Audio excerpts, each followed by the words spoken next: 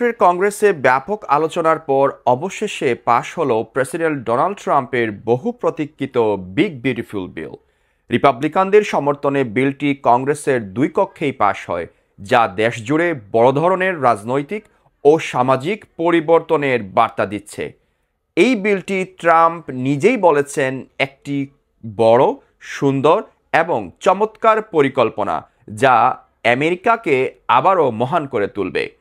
বিলটির আওতায় কর হ্রাস, সীমান্ত নিরাপত্তা, অভিবাসন সংস্কার, স্বাস্থ্যসেবা, শিক্ষানীতি পরিবর্তন ও আইন শৃঙ্খলার উপর জোর দেওয়া হয়েছে। এই বিলে কি নির্দেশনা দেওয়া হয়েছে? প্রথমত, কর হ্রাস হবে। বিলটি উচ্চ ও মধ্যবিত্ত শ্রেণীর জন্য কর হ্রাসের সুযোগ তৈরি করেছে। ব্যবসা প্রতিষ্ঠানগুলোর করও কমানো হয়েছে, যাতে তারা আরও বিনিয়োগ করতে পারে এবং কর্মসংস্থান সৃষ্টি করতে পারে। দ্বিতীয়ত, সীমান্ত নিরাপত্তা। ট্রাম্পের বিখ্যাত দেয়াল নির্মাণ প্রকল্পের জন্য বাড়তি অর্থ বরাদ্দ রাখা হয়েছে। সীমান্তে আরও আধুনিক প্রযুক্তি, সেনা মোতায়েন এবং কড়াকড়ি চেকপোস্ট স্থাপন করার নির্দেশ রয়েছে এই বিলে। অভিবাসন সংস্কার। আমেরিকা ফার্স্ট নীতির আওতায় অবৈধ অভিবাসন নিয়ন্ত্রণে কড়া ব্যবস্থা নেওয়া হবে।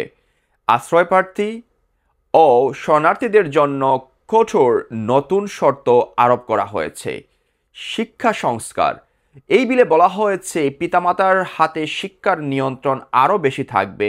রাজনৈতিক মুক্ত শিক্ষা চালু করার জন্য পাঠ্যক্রম পর্যালোচনা করা হবে। আইন শৃঙ্খলার নিয়ে এই বিলে যেটি আছে সেটি হচ্ছে পুলিশ বিভাগের বাজেট বাড়ানো হয়েছে এবং জিরো টলারেন্স নীতি পুনর্বহাল করা হয়েছে, যা অপরাধের বিরুদ্ধে কঠোর পদক্ষেপ গ্রহণের কথা বলে। এদিকে এই বিল পাশ হওয়ার ফলে নিউ ইয়র্ক রাজ্যসহ সারা দেশের স্বাস্থ্য খাতের উপর মারাত্মক নেতিবাচক প্রভাব পড়তে যাচ্ছে, এমনটি মনে করছেন নিউ ইয়র্ক স্টেটের গভর্নর ক্যাথি হুকো। এই বিলের বিরুদ্ধে তীব্র প্রতিবাদ জানিয়ে তিনি বলেন, ওই বিল শুধু স্বাস্থ্যসেবা কেড়ে দিচ্ছে না, বরং লাখ লাখ মানুষের জীবন ও জীবিকা হুমকির মুখে ফেলেছে।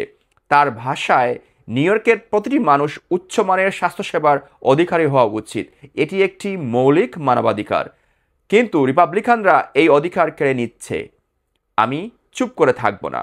বিলে প্রস্তাবিত বাজেট কাটের ফলে নিউ ইয়র্কে হাসপাতাল ও হেলথ কেয়ার সিস্টেমে প্রায় $8 বিলিয়ন ফান্ড কমে যাবে।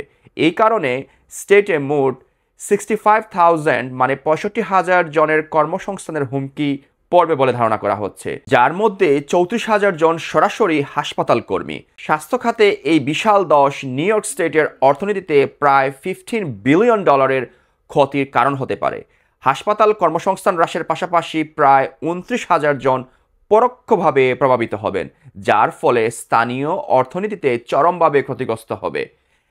শুধু তাই নয়, নিউ ইয়র্কে প্রায় 1.5 মিলিয়ন মানুষ স্বাস্থ্য বীমা হারাবেন।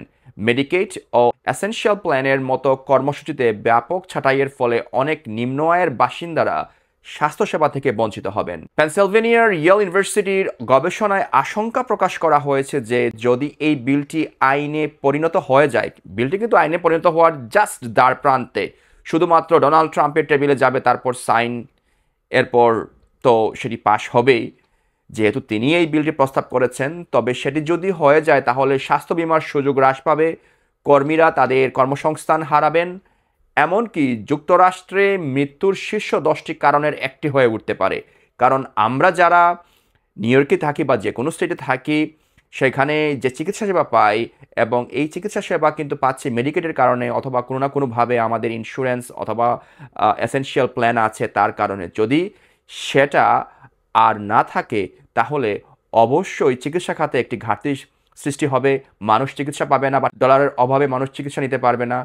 তাই এটি একটি বিরাট প্রভাব পড়তে পারে। নিউ ইয়র্ক স্টেটের সব অর্থনৈতিক অঞ্চলে এই বিলের বিরূপ প্রভাব পড়বে বলে ধারণা করা হচ্ছে। এখন সব কিছু নির্ভর করছে ট্রাম্পের উপরে।